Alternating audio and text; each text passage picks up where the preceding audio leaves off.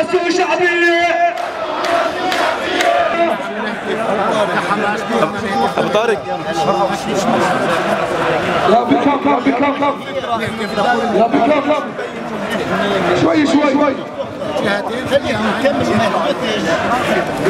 لا لا لا ما يبتديش خلاص.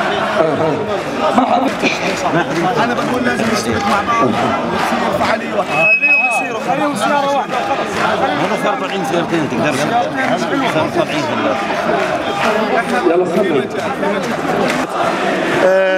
ممكن تحكي لنا بس اليوم سامعين هتافات عن الوحدة الوطنية مع أننا شايفين مسيرتين منفصلات في وسط البلد، ممكن تحكي لنا السبب هذا؟ تفضل. يعني بالرغم من الأعداد أو الفرق في الأعداد التي تراها جليا وواضحا، وبالرغم من موازين القوى التي رأيتها والإعلام يتحدث عنها، إلا لأننا مؤمنون بالوحدة الوطنية، مؤمنون بالعمل المشترك، وأن موضوع الشهداء وموضوع فلسطين وموضوع غزة وموضوع الحرب أكبر من الجميع وأكبر من هذا الاختلاف.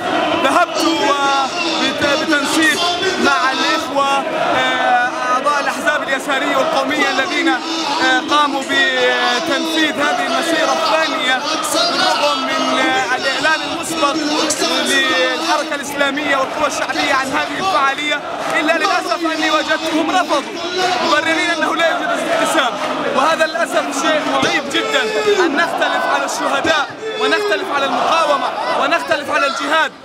دماء المجاهدين تختلط في فلسطين، دماء المقاومين تختلط في فلسطين من كل الفصائل ومن كل الجهات، إلا أن بعض الأحزاب القومية واليسارية للأسف ترفض العمل المشترك وترفض العمل الموحد. ذهبت إليهم وذهب إليهم عدد آخر لكنهم رفضوا للأسف، وهذه نقطة معيبة في سجل هذه الأحزاب القومية واليسارية للأسف. عمر أمين عواد شريف الحزب الشيوعي. بداية النداء للوحدة الوطنية هو نداء للوحدة الوطنية للشعب الفلسطيني. هذه الوحدة المستهدفة بشكل مباشر من العدوان الإسرائيلي، والذي باشر العدوان عملياته الفاشية في القتل للشعب الفلسطيني جراء إعلان هذه الوحدة. هذه الوحدة التي تنادي لها الأحزاب القومية واليسارية. فيما يخص الوحدة الميدانية فيما يخص فعاليات وسط البلد، لا داعي هناك ولا ضير في العملية الديمقراطية أن تتنوع المنابر وأن تتنوع الهتافات. الأهم أن يتوحد الشعب في الضغط وفي الضغط على النظام لجهة التضامن مع الشعب الفلسطيني وإعلاء كلمة التضامن مع الشعب الفلسطيني. لا يوجد أي ضير من التنوع ولا يوجد أي ضير إن لم تتوحد المسيرات. على العكس تماما، نحن بأمس الحاجة لأن تتوسع كل شوارع البلاد وكل ساحات البلاد لكي تتضامن مع الشعب الفلسطيني.